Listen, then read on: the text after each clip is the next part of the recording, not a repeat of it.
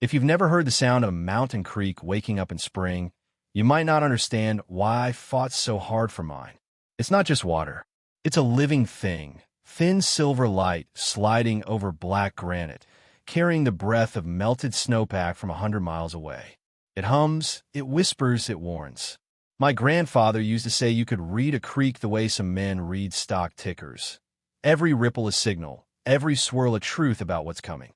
That morning, the truth came wrapped in the wrong kind of sound. Not birds, not the low chuckle of water over stones.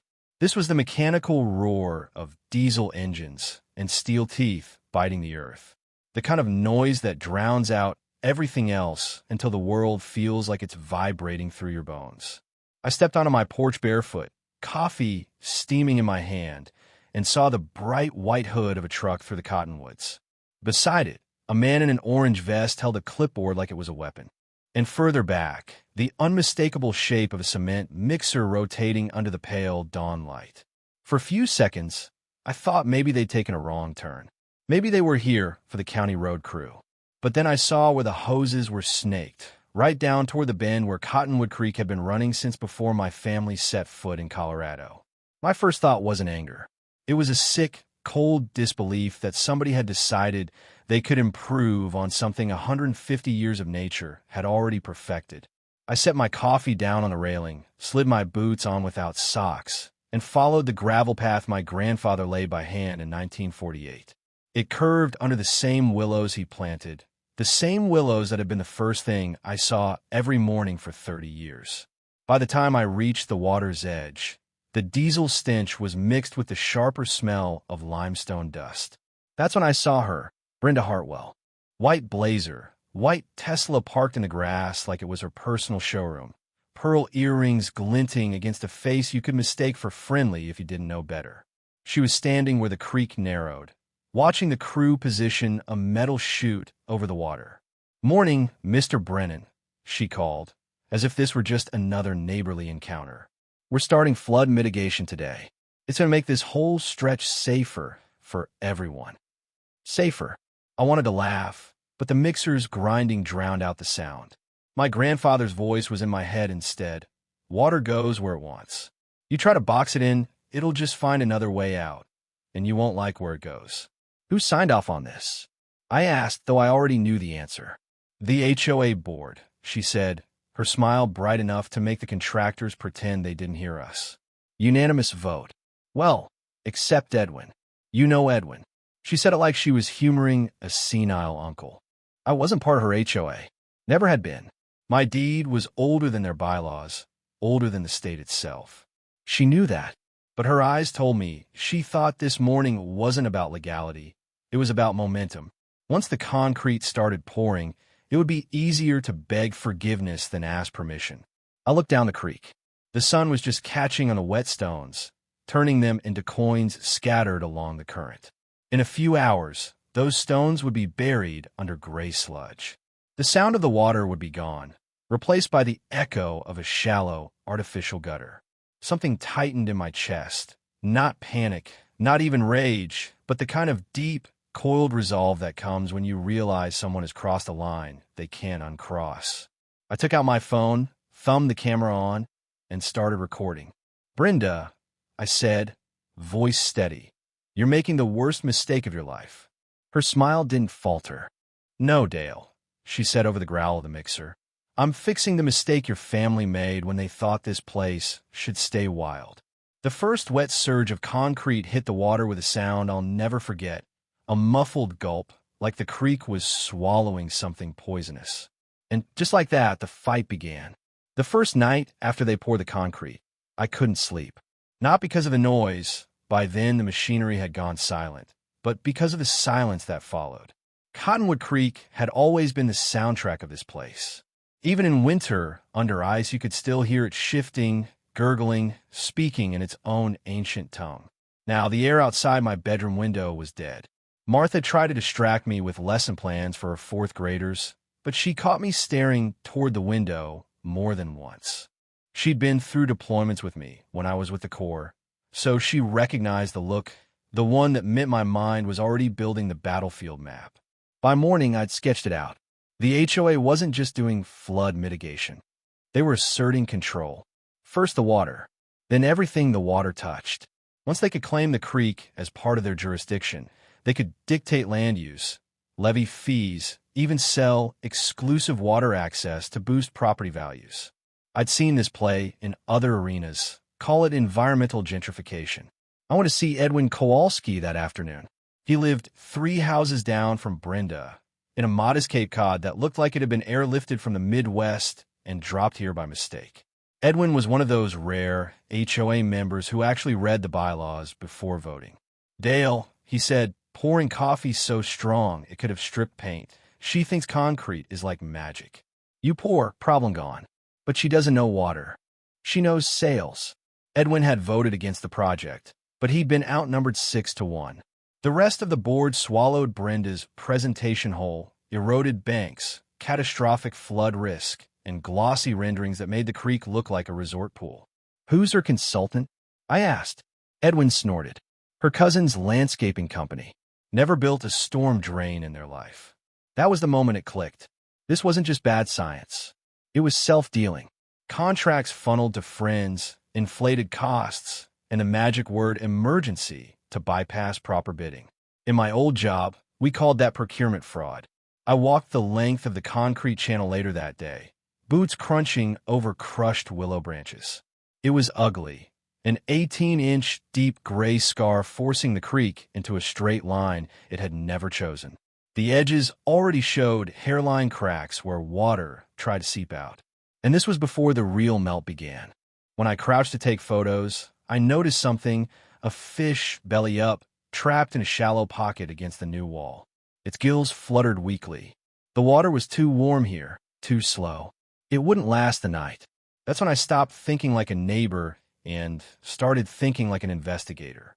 By the end of the week, I called an old colleague at the Colorado Water Authority, filed an open records request for all HOA board meeting minutes, and dug my grandfather's engineering notebooks out of the cedar trunk in the workshop.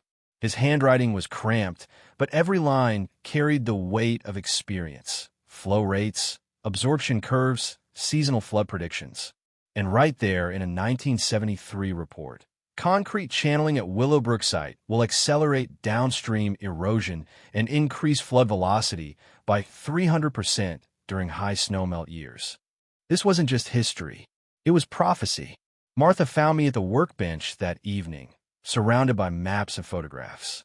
She rested a hand on my shoulder, the kind of gentle grounding that kept me from drifting too far into the fight before it began. "Are you sure you want to go to war with her?" she asked quietly. I didn't answer right away. Through the open door, the air smelled faintly of wet cement and diesel, carried on a breeze that used to bring the scent of willow bark and cold water. "I'm not starting the war," I said. "I'm ending it before it kills the creek, and a lot more."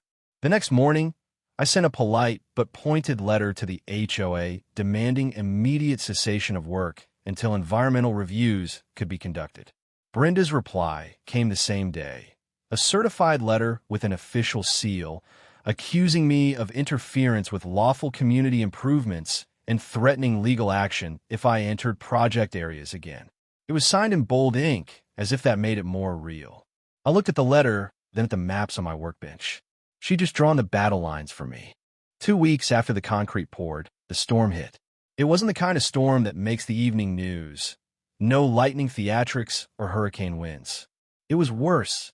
Days of slow, relentless rain, warm enough to melt snow in the high country, heavy enough to saturate the ground. By the third morning, the mountains were bleeding water into every gully and stream that could carry it. I woke to a sound I didn't recognize. Not the babble of the old creek, and not the hollow slosh of water in the concrete trough.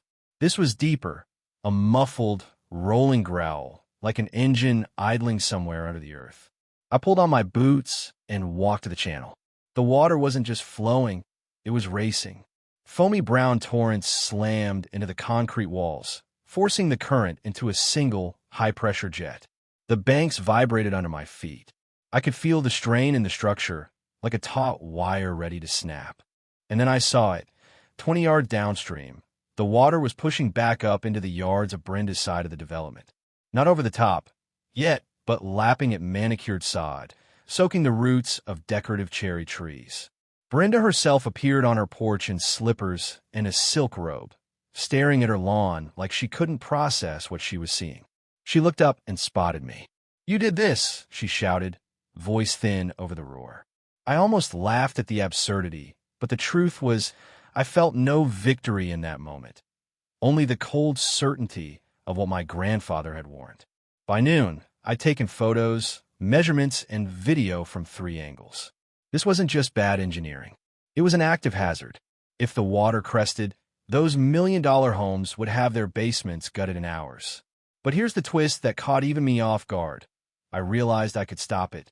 Not permanently, but enough to bleed off some pressure. I had the tools. I had the skill. All I had to do was cut a relief channel upstream on my own property, reintroduce some of the old meanders, let the water spread and slow before it hit their straitjacket section. I stood there in the rain, the weight of the decision pressing like a second storm on my shoulders. If I let it ride, the flood would prove me right in a way that no court could ignore. Brenda would be finished. The HOA would be finished. The concrete would be condemned. If I intervened, I might prevent the damage, but I'd also erase the most damning evidence of their mistake. Martha found me under my hood, staring at the survey flags I'd planted years ago. "You're thinking about fixing it," she said. "I'm thinking about stopping a disaster," I corrected. She stepped closer, rain dripping from the brim of her hat, and giving them a free pass in the process. That was the gut punch. She wasn't wrong. I wasn't the kind of man who let people suffer just to win an argument. But this wasn't just an argument anymore. This was war with rules. And the first rule of war is you don't sabotage your own victory unless you're prepared to lose everything. I looked back at Brenda's porch. She was gone, replaced by 2 men in suits holding umbrellas, probably insurance adjusters or lawyers. Even in crisis, she was mobilizing her defenses. That decided it. I walked back to the workshop, dripping mud across the floor, and started pulling cases of waterproof notebooks, soil augers, and the GPS unit from my days with the Corps. Not to cut a relief channel, to document everything. If they were going to drown, it wasn't going to be because I did nothing. It was going to be because they built their houses in a floodplain and then poured concrete over their last line of defense. By evening, I had terabytes of footage and readings stored in triplicate. The water was still climbing, and the forecast promised 2 more days of rain. At midnight, my phone buzzed. A text from Edwin. "Emergency HOA meeting. They're blaming you. Lawyers involved. Be ready." The real flood wasn't outside anymore. It was here, incoming, from every direction. The HOA meeting was being held in their community clubhouse, a glossy, over-designed structure with faux timber beams and an espresso bar no one actually used. I walked in wearing my work jacket, still damp from the rain. Every head turned. Some faces were blank, some hostile, a few almost apologetic. Brenda stood at the front, flanked by 2 lawyers in tailored suits that looked like they cost more than my truck. Her pearl earrings were gone tonight, replaced by small gold studs. Less ostentatious, more concerned leader. "Mr. Brennan," she said, her voice carrying the kind of faux warmth you save for relatives you secretly despise. "Thank you for joining us. We're here to address a matter of community safety, specifically the flooding hazard you've created upstream." The room murmured. I stepped closer. "Upstream hazard? The hazard is that you strangled the creek with concrete. And now the water's climbing into your own yards, exactly like my grandfather predicted in '73. One of her lawyers, a young man with slick hair and the confidence of someone who's never been wrong in a courtroom, cleared his throat. "We have evidence that Mr. Brennan altered the flow on his property to accelerate downstream impact." I didn't speak right away. I just pulled a waterproof folder from my jacket and dropped it on the table in front of them.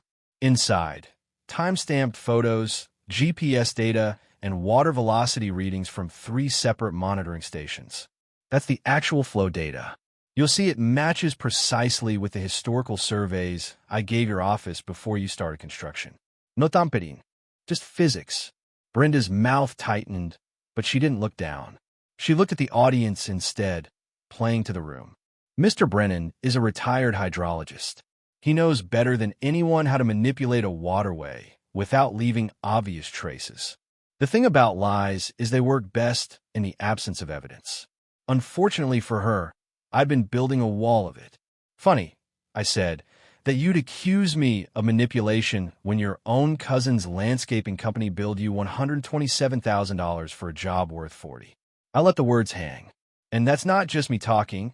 That's the opinion of 3 licensed contractors I had evaluate the work. A ripple went through the crowd. People shifted in their seats, some whispering. That was the first crack in her control. Brenda moved quickly to patch it. This is not the time for wild accusations. We have homes at risk. No. I cut in sharper than I'd intended. You have homes at risk because you ignored science, history, and the law. And if the water crests, insurance won't cover a dime of it. You know why? Because you altered a natural waterway without proper permits. That landed. One man in the back cursed under his breath. A woman 2 rows from the front pulled out her phone like she was fact-checking me in real time. I knew I had them, but winning the room wasn't the same as winning the war. Brenda still had her lawyers, her network, her ability to spin. She could drag this out for months, long enough to shift blame, bury evidence, maybe even bankrupt me in the process. As I walked out, Edwin caught up to me in the parking lot. Rain drummed on the hood of his car. "She's rattled," he said in his thick accent. "But she will not stop. She is already talking about restraining order, saying you're a dangerous man. Dangerous to bad decisions," I said. He didn't smile. "Dale, listen. They will try to paint you as extremist. They're good at this. If you want to win, you cannot just prove you are right. You must show them she is wrong here." He tapped his chest, where they feel it. That night, I lay awake beside Martha, listening to the rain hammer the roof. The forecast promised the heaviest snowmelt in 20 years. The water would peak in days. Everything was aligning. The evidence, the weather, the pressure. And yet, I felt the knot in my stomach grow tighter. Because in my gut, I knew Brenda wasn't afraid of losing her case. She was afraid of losing control, which meant she was about to do something reckless. When my phone buzzed at 3:12 a.m., I already knew it wouldn't be good. It was Sarah, the law student, helping me. "Dale," she said, voice quick and sharp. "She just filed for an emergency restraining order. Claims you're stalking her family and threatening HOA property. Hearing is set for the same day as the flood peak." It wasn't coincidence. It was the trap closing. The courthouse smelled like wet wool and cheap coffee. Everyone had tracked the rain in with them. Reporters, HOA members, environmental groups, even a couple of old Army buddies who'd driven in just to see the look on her face. The hearing was scheduled for 9 a.m., but the room was already packed by 8:30. Through the high windows, I could see the clouds boiling over the front range, darker than I'd seen in years. Brenda sat at the petitioner's table, flanked by her lawyers. Her posture was perfect, her hair immaculate, but there was a tension in her hands, fingers flexing, nails tapping the folder in front of her. The judge, a tall woman with silver hair and eyes like polished granite, opened with the restraining order request. Brenda's lawyer stood, voice smooth, rehearsed. "Your Honor, this is a matter of community safety. My client has endured months of targeted harassment by Mr. Brennan, culminating in suspicious activities along the shared waterway during high flood risk. We believe—" "Stop," the judge said. Just like that. "We're not here to believe. We're here to see evidence." They didn't have much. Photos of me with a survey rod. Grainy screenshots of me walking the creek in daylight. A letter from Brenda claiming she feared for her family's safety. When it was my turn, I stood, unfolded my own file. "Your Honor, what you're about to see isn't about personalities. It's about cause and effect." I played the video, drone footage from 2 days earlier. It showed the concrete channel choking the creek, the water slamming into its walls, pressure building until it spilled into HOA yards. Then I added the overlay. My grandfather's 1973 diagrams matched perfectly to the real-world footage. 50 years ago, this was predicted, I said. Concrete here, I pointed to the model, would force all the water downstream into a narrow corridor, increasing velocity and raising flood levels by up to 400%. The courtroom was silent except for the patter of rain against the windows. Then the bailiff walked in and handed the judge a note. She read it, frowned. "We'll take a 10-minute recess," she said. We didn't make it 10 minutes. A young deputy rushed in, rain plastering his uniform to his shoulders. "Judge, we've got a situation. Creek's overtopping in Willowbrook. Basement's flooding. Emergency crews on site now." Every head in the room turned toward Brenda. Her face didn't crumble, it calcified. The judge returned to the bench without sitting.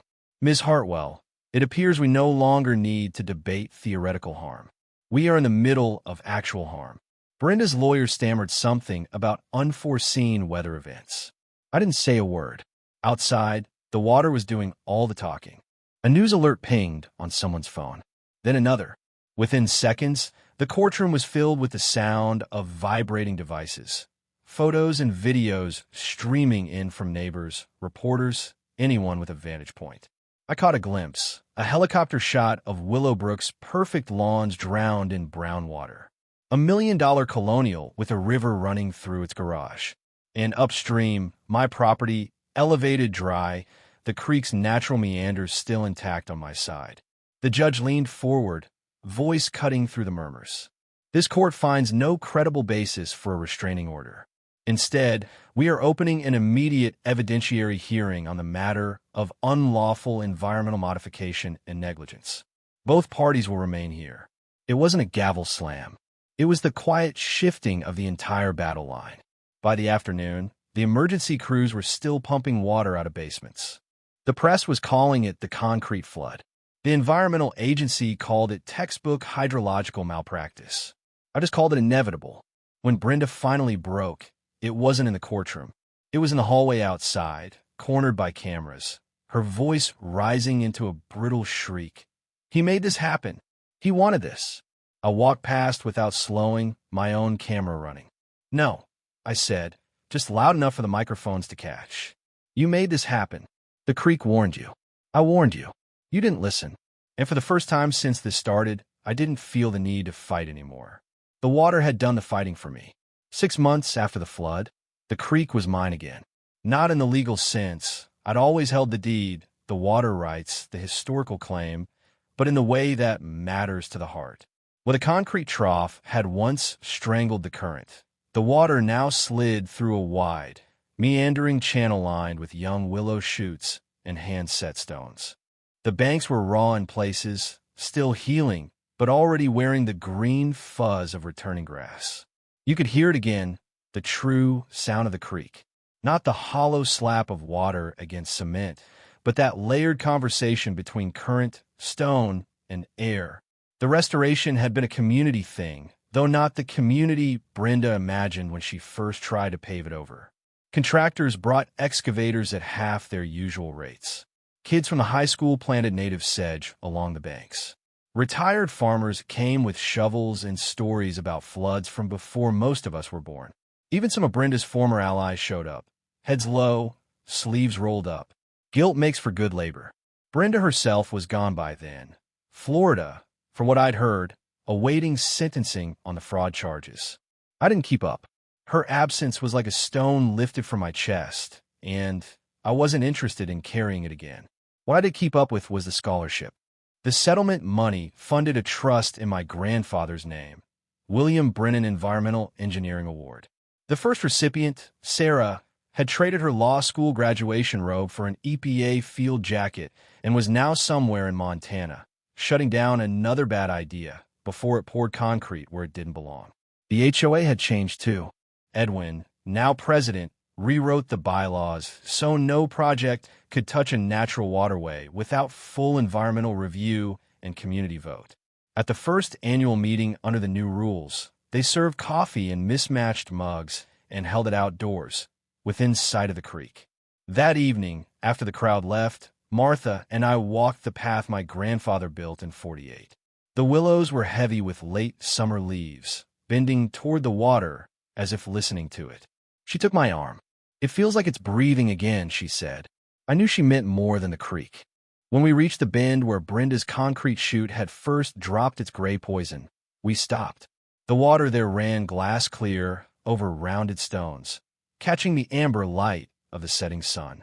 A pair of trout held in the current, flicking their tails just enough to stay in place. I almost let it happen, I admitted quietly. Martha looked at me. During the first rains, I said, I could have cut a relief channel, would have saved some basements. But I didn't. I wanted them to see. I wanted them to feel the mistake. You didn't cause it, she said. You warned them. They chose not to listen. That's not on you. I wasn't looking for absolution. I just wanted the truth said aloud. Some battles you win clean, some you win with mud on your boots. We walked home in silence, the air cooling, the creek's voice steady at our backs. Later that night, I sat on the porch alone, listening. The sound reached me through the dark, carrying over the hum of crickets and the occasional call of a night bird.